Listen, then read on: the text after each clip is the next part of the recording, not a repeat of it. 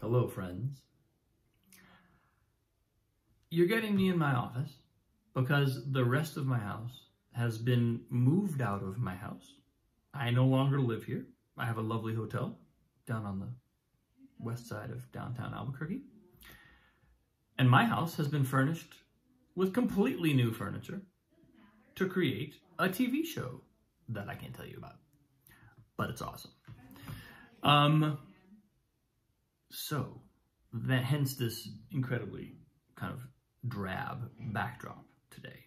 Apologies. It's going to get better, I promise. However, I had a very exciting day. I had this kind of, it was interesting because I woke up early this morning. Annalise woke up early. It was quite a day in terms of sort of the energy level required, because I noticed, I had an interesting moment happen where I kind of felt, I got up this morning and people are at the door at 6:45. They unload the entire house. They're shrink wrapping stuff. Our carpets are shrink wrapped.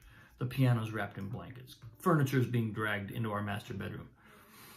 And I had an interesting moment where I got frustrated with something, and I caught myself and I was like, this is a time of transition. This frustration is coming from a transition. I was like, how am I getting frustrated about this? It was like this weird experience of like feeling anger rising in me, and at the same time having this perspective like, this is kind of ridiculous that you're getting angry right now. What's going on? And luckily I had that space and I was able to kind of see, oh, my house is getting unpacked beneath me. I don't even know if the hotel that we're trying to check into is going to work.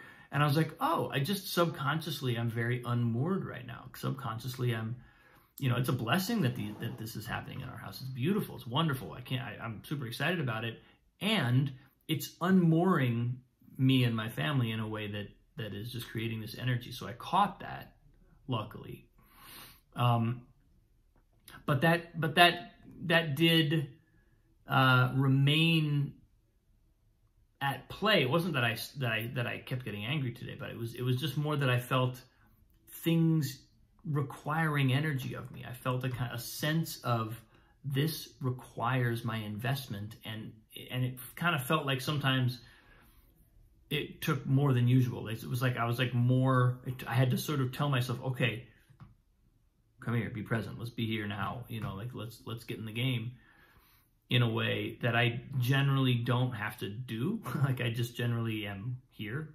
And so that was interesting to note. I'm only noting it because it's just, I'm observing my own awareness.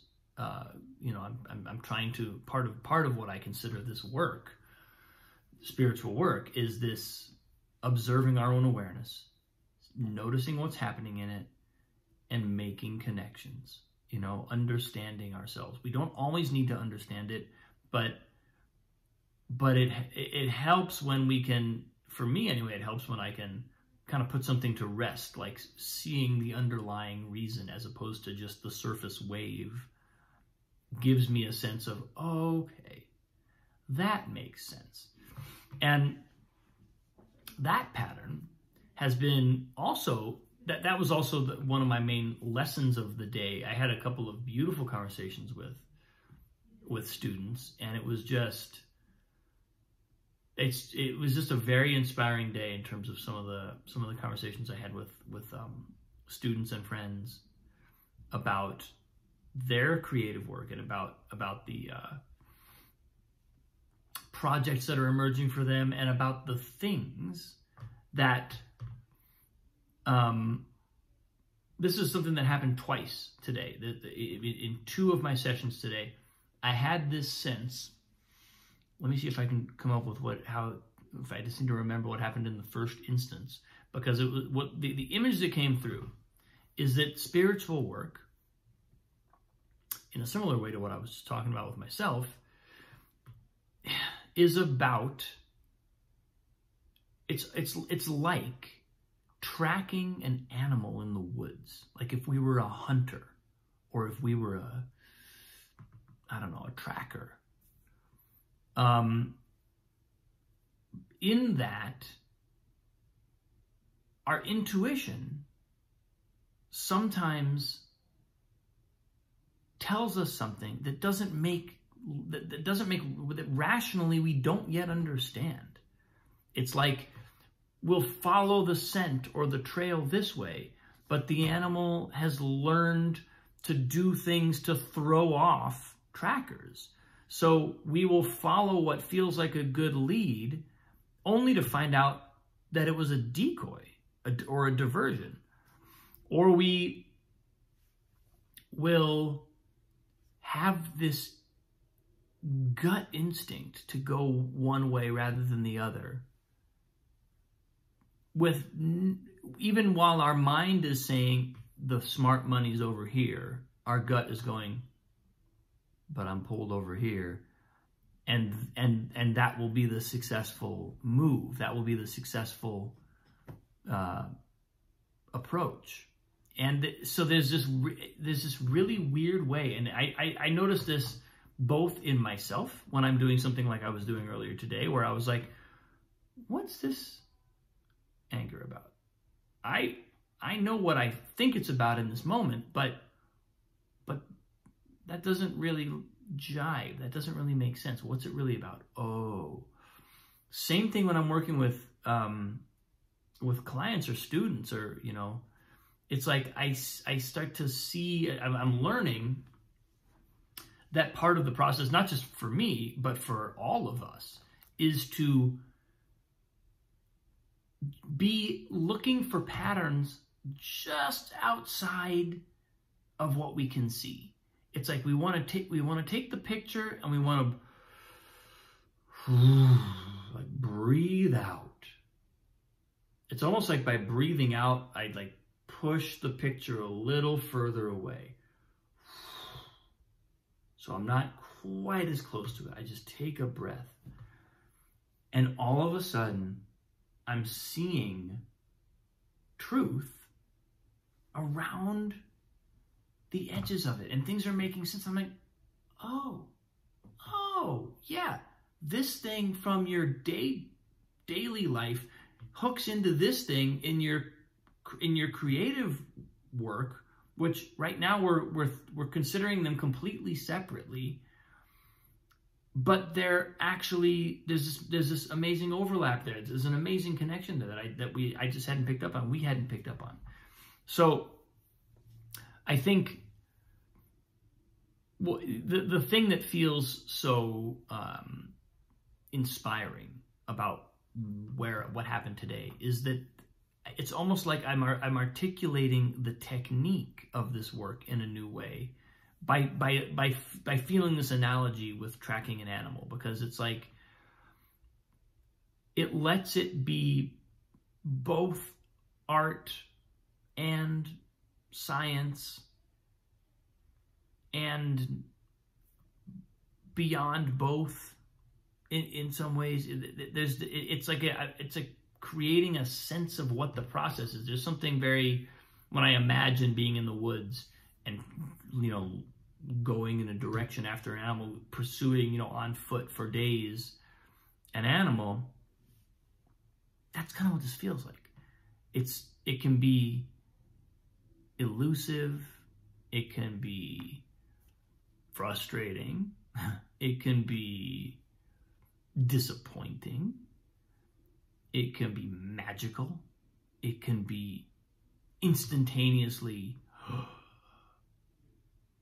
awe-inspiring.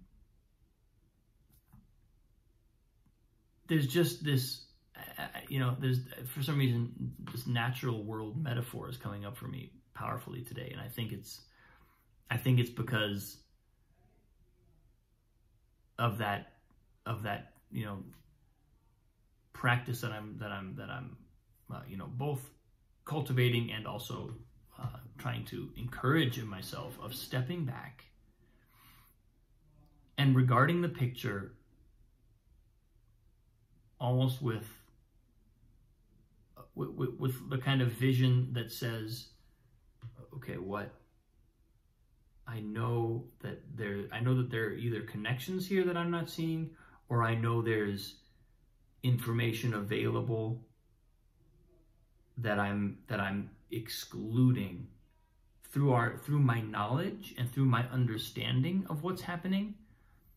I'm excluding information. This is the whole ball of wax in spiritual work. Our mind is a tool designed to exclude information. It's trying to think about the fewest possible things that it can, because that's a good survival strategy. It's trying to eliminate the need to process certain information. And of course, it's trying to do so in a way that is effective. It's not trying to just eliminate all information. It's trying to eliminate information that it doesn't need in order to survive or to thrive. But it's not a perfect science. The mind is gonna make mistakes. The mind is gonna be, using its scalpel to carve out bits of information that we may not yet know are relevant, but that really truly are. And so, just encouraging myself to do that practice of stepping back, seeing the picture from a step or two away, and having that feeling of I'm tracking an animal. The other thing I like about that image is that you're following something, and we're pursuing something, and we know it's there, and we see clues to it continuously, but it's invisible until we find it. We're pursuing something that's not potentially anyway is not obviously visible, and we may go on a long journey of pursuit without ever actually seeing the animal. And that's a lot like this work too, because we don't need to see the animal to know that we're on track. That we get better at tracking it. We get better at following the clues. We get better at distinguishing genuine clues from the decoys, right? That's all part of that process, and that's all part of honing our skill spiritually as well. It's tuning into when does my enthusiasm actually becoming a distraction, as opposed to my enthusiasm being a sign that I'm tapped into my heart, that my heart is connecting to an energy that moves it deeply. Often that's easy to identify. Often it's not. Sometimes it's not so easy to identify. Sometimes differentiating between between two different types of enthusiasm is a deep process. There's a powerful lesson there. So anyway, that's kind of what I'm riffing on today. This idea of tracking an animal as being the image for the work we're doing, because I think it creates a metaphor and an allegory that I really think is very fitting, and that I think is I just like it. I like the images that it evokes, and I like the way it puts us in touch with this idea of pursuing something and of being available for something that's not instantaneously visible or instantaneously realizable.